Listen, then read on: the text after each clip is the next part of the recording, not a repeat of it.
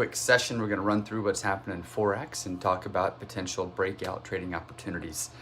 Super simple trading method. It's effective over the long term. It's effective because it puts the odds in your favor over that long term.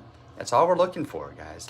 I know everyone wants, I'm trying to go off on a tangent here, but I know everyone wants these, systems, these processes, these trading methods that, have you trading and active at all times of every day, and you're making these, amazing, daily and monthly and yearly returns. Here's the thing. It's not going to be attainable if you don't learn how to walk first. You gotta find a simple system that you can implement consistently, do it the right way, get results. Then, once you're getting results, once you can actually get a base hit, then try to swing for the home runs. Don't try to just walk out there, never ever played baseball before, and try to hit a home run. You're not going to do it. You might do it, get lucky. I mean, even a blind dog will catch a squirrel once in a while. But the reality is, learn how to be consistent first. Learn how to get a base hit. Learn how to consistently implement a program, manage that with good money management, get results, and then once you're getting consistent results, add to it and start doing other things. So anyway, this is a super simple method to get you that consistency, and it's a one time a day thing. You can do it twice. You can do it at the London Open and the US Open, but do it one time a day at the Open. Place one trade. If it goes in your favor, great. If it doesn't trigger, that's fine too. But over the long run, this will give you positive results because it's built with a positive expectancy. So anyway, here we go. What are we looking at for the day? We're looking at Forex, because the Forex market, it's 6:50 my time, 7:50 Eastern time. The US Forex session begins at 8 o'clock Eastern, so here in 10 minutes. So what we're doing is we're just simply looking at our Forex indicator here and figuring out which currencies we might be able to pair together. And then we're going over to our chart, looking at how the currencies have moved so far, seeing if there's really opportunity for those to continue, and then we place a trade. If that trade, moves and gives us some momentum to break through a specific area, then we're in the trade and we let it run. If, over a short period of time it doesn't actually move and doesn't hit that entry point, then we don't do anything, right? So it's super simple. First things first, let's just pop over here. We need to check news. I didn't put the calendar up. There isn't any news coming up for the day that we need to worry about, but let's go ahead and put it up here anyway. You can see we don't have any high impact news. We're always checking our calendar just to be sure that we don't have any high impact news that's coming up that could cause some unexpected turmoil. Well, it's expected, but to cause some turmoil in the marketplace that is outside of what the normal market condition would bear. And that's typically because we're trading on these smaller time frames. We're trading on 5-minute time frames when we do this. And when you've got tighter stops, the spread and that typical whip that occurs around high impact news can take us out of the market. It can fill us and take us out immediately, which we don't want. We want to trade during conditions where we've got some volatility, but it's regular market volatility, not volatility that's driven by the uncertainty of a news announcement, right? So first things first, check the news. We see that no news coming up. Next thing we're going to do is pop over here to our currency strength index and just have a look at what currencies are moving. What are our strong currencies for the day so far? What are our weak currencies for the day so far? And then that allows us to determine which two we might want to pair together, right? So like looking at this right now, the USD has been a very strong currency over the course of the evening coming into our new session here this morning, right? USD is a strong currency. The Canadian has been a strong currency, as has the pound. So these three are strong currencies. As far as weak currencies go, we've got the New Zealand, we've got the Aussie, and we've got the Euro.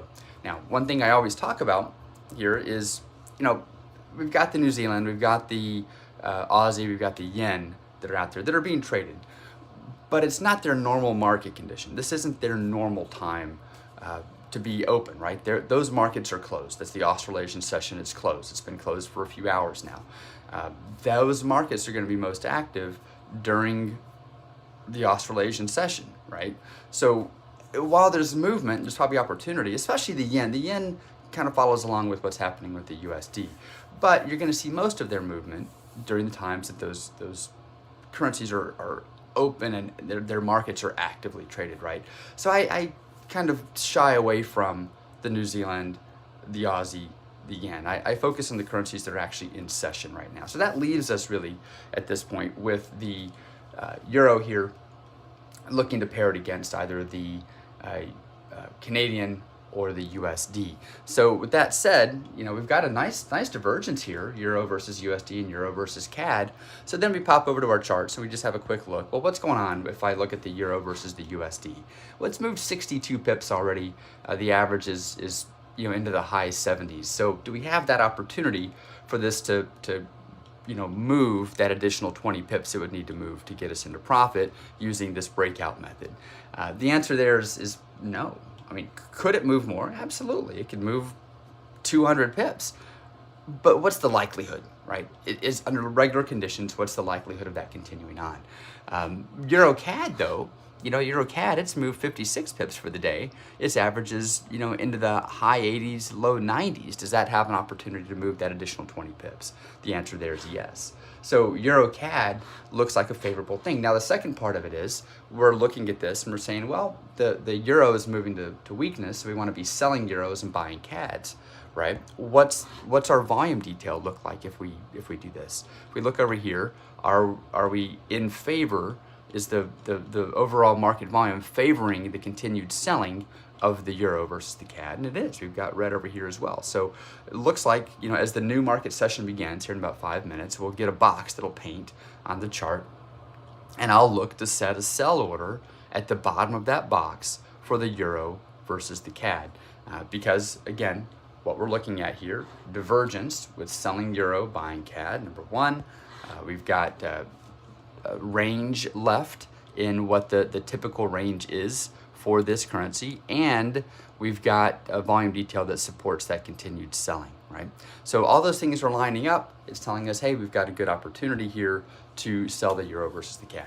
Now, does that mean that because we put a sell at the bottom of the breakout box that we're going to have momentum that moves us down to that? No, it doesn't mean anything's going to happen. There's no guarantees about anything from this point forward. All we've done is we've analyzed the market. We've looked at what's moving. We've looked at historically how it moves. We've looked at the volume detail leading up to this.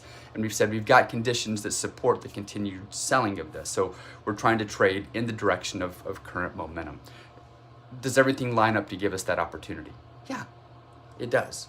Now, from that point forward, we don't know the future.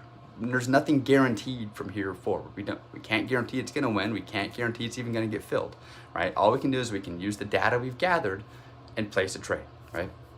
Once that trade's on, we're going to, if that momentum pushes us through the bottom of that breakout box, and we do fill that trade, if it does do that, at that point we're going to trail our stop pip for pip with a 20-point stop loss and a 20-point take profit area there.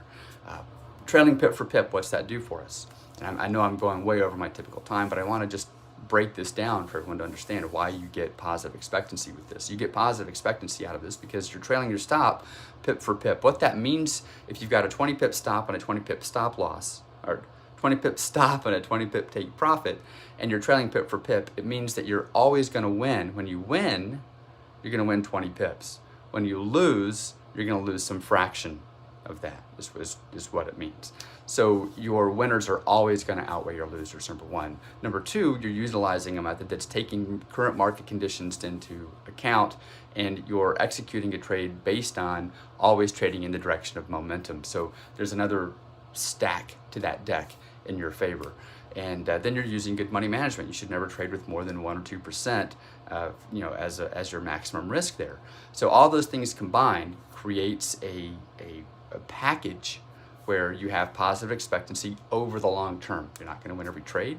You're going to have series of wins. You're going to have series of losses. You're going to have series of times where you place the trade and it never even executes. Because right now, we're looking at current conditions. 3 minutes from now, when the market flips over, it may go the other direction. And if it does, and everything changes direction and it never comes back and fills that trade, then we're simply not on a trade. We shut it down and we move on with our day, right? All right, so that's it. I know that's been super long. I try to keep these 5 minutes. I went over 10, but I think, good information for you to help you design something that will help you be consistent over the long term. Learn to walk before you learn how to run.